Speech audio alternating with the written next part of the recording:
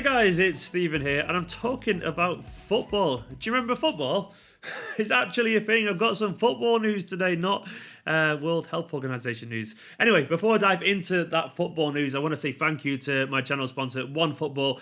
Seriously, more than ever right now, if you could click that link and download it, it would genuinely be very, very, very, very useful for me, really, honestly, because it's about to get very, very weird over at this channel. But for now, that would be very useful. And it's a fantastic app with loads of Manchester City news. Where I got this news today, actually, about Mr. Riyad Mahrez. It's wonderful. It'll keep you updated on any tiny bits of Manchester City news that leak from the footballing world. So go and download it in the link in the description below. It's awesome, and you'd be awesome if you do it. So thank you. Love you loads. Cheers. Please do it. Right, let's talk about Manchester City, because there's been absolutely some genuine actual Manchester City transfer news today. I know obviously the coronavirus is sadly at the forefront of everyone's minds at the moment, and we're still up in there. And the latest is that apparently some officials are considering a 22-team Premier League next season, and some people are saying it might never get completed, and some people are saying that it could go on forever, and no one has a clue, essentially, is what's going on, really. We're going to have to wait for a long time to find any resolution to the season.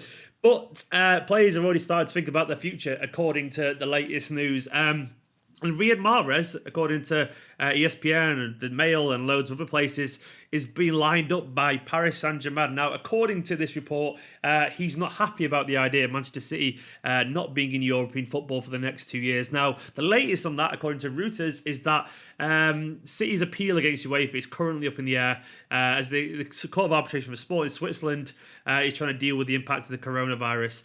So they've postponed 3 hearings and had 16 cases scheduled until May the 18th, and the City case is not even listed yet. So we're not going to have an answer on the Manchester City UEFA ban for basically months and months and months, which means players are thinking, well, when is ours going to get answered? I guess there is more pressing concerns, admittedly, and I'm going to presume any kind of knock-on like delays in the cases will also probably coincide with the delays in football in general. So it's not like it's going to be late. It's just going to be late like everything else is going to be late, if that makes sense. It's going to be moved back together. So I'm sure the time windows kind of make sense still. But that basically means some players are not sure about their future, which is probably an inevitable part of this kind of situation, because we are in unprecedented times here where players don't really know what's going on. Clubs don't know what's going on. I don't know what's going on. You don't know what's going on. No one does. Basically, absolutely no one knows a clue at the moment. So basically, the rumours are that Riyad Mahrez has been linked to Paris Saint-Germain. He wants a move elsewhere to quench his desire, which is a hell of a flamboyant phrase. Quench his desire. Sounds like like some kind of water kind of advert, something like that. To play Champions League football next season, whenever that's going to be. So it could be in 23, maybe 2023. Who knows what it'll be.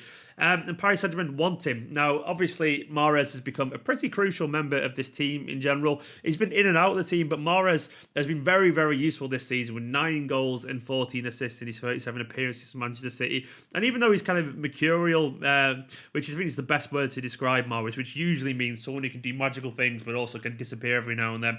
But even though he's kind of in and out of the team, it's pretty obvious that Mahrez is a very valuable member of our squad, and he's settled pretty well. I think sometimes he could be even better than he is, but I can't deny his talent. I can't deny that even though he can frustrate, he's still fantastic, and losing him to our squad would be a blow. I didn't even realise he was 29 years old. He is 29. His contract doesn't run out until 2023, which is probably when the season's going to start again, if we're being honest.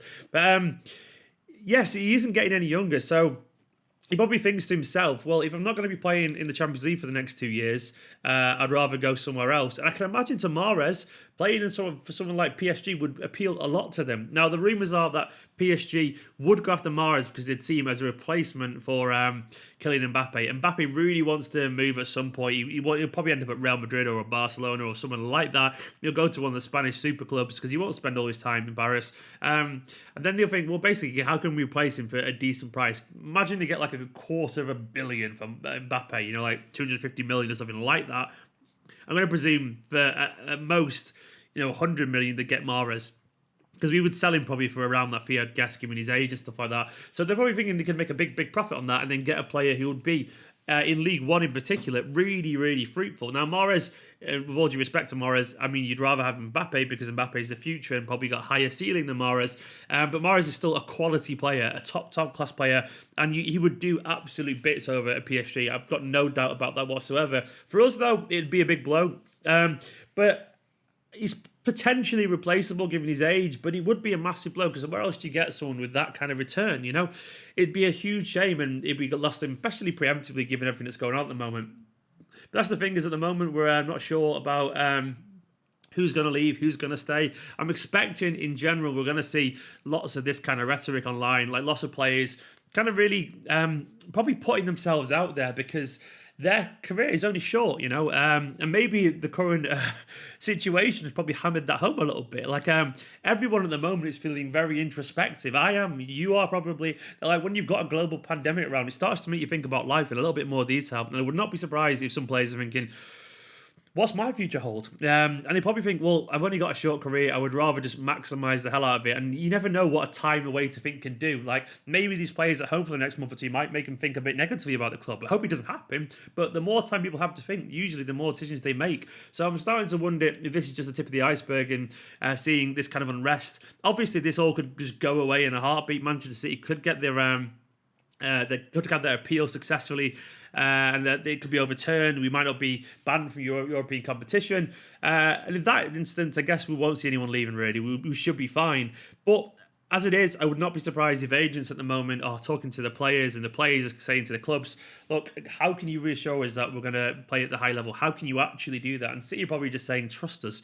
But footballers are cynical, agents are cynical, and unfortunately, they're not the only place that these players can make a lot of money. They can play for Real Madrid, they can play for Barca, they can play for Bayern, they can play for Juve, they can play for PSG and other clubs like that and still make a load of money and still win trophies.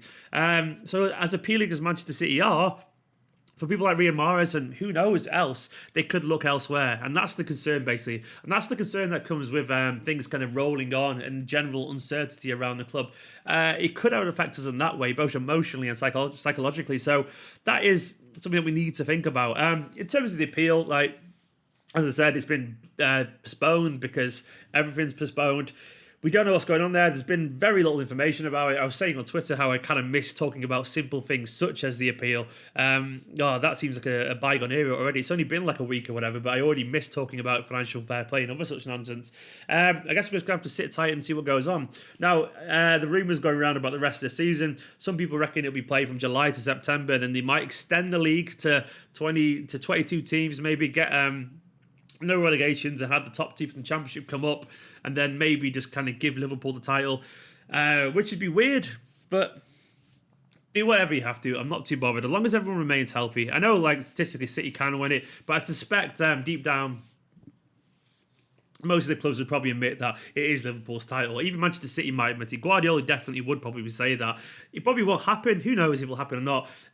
But it largely, I guess, we're in a situation where everyone is equally affected because it's a weird time, It's a weird time. I really did actually enjoy, by the way, Jurgen Klopp's statement for Liverpool. I thought it was a really good statement. And Klopp, as much as he can annoy, I think he does care. He does care about these kind of things. And I appreciated his statement on Liverpool.com, whatever it was, LFC.com, because it was a really good, measured statement, the kind of what you want from a public figure of that stature. Reports suggest as well that basically loads of Premier League clubs believe there's little or no prospect of football returning for months. And there's no alternative but to annul the entire campaign and start from scratch in August, which is absolutely crazy, isn't it? They're apparently under loads of pressure at the moment to cancel the season. This is from Martin Lipton.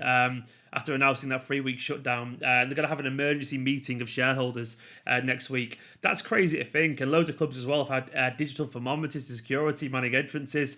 It's gone absolutely crazy. And you kind of don't really blame it from the player's perspective. They have families too, they have elderly relatives, they have people that would be at risk from this, so they don't want to contract it. And why should they? Because they're basically constantly traveling and around loads of people who want to touch them and be near them, and it must be difficult for them as well to face that. Now, according to the Mail Sport as well, the Premier League's big 6 clubs want to change the 3 p.m. broadcast blockout on Saturday afternoons in the next television contract, which is mad as well. So basically, it looks like football could change a lot, and given the current crisis, I wouldn't be surprised if they use this as some kind of leverage to do all that kind of stuff.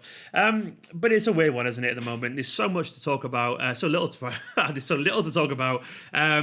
Let me know what you think of the Mahrez stuff. And also, I'm going to do a video later asking you guys for opinions on what kind of topic to talk about in general going forward. I'm kind of a little bit nervous about it, but it should be okay. If you want to help support this channel a little bit extra, again, it will be useful right by now, patreon.com/Esteemed Kompany. I guess we're in a kind of unprecedented territory here, and I'm going to have to find things to talk about. I'm going to have to find football news to talk about, and we'll make some creative content together. There might be a lot more personal stuff on this channel as well. If you're interested in that kind of thing, Nico and I can jump on and have a chat every now and then. And we could just do live streams in general and chat football and chat live and whatever, and it could be good fun. Thanks forever though to all these people here at the side of the screen. These are my patrons who 100% keep this channel going at this moment. They definitely do. We'll get through this, guys. We'll get through it. Keep washing your hands, all that kind of stuff. Like, comment, subscribe. Let me know what you think of the Mahrez stuff down the One Football, and I'll see you later.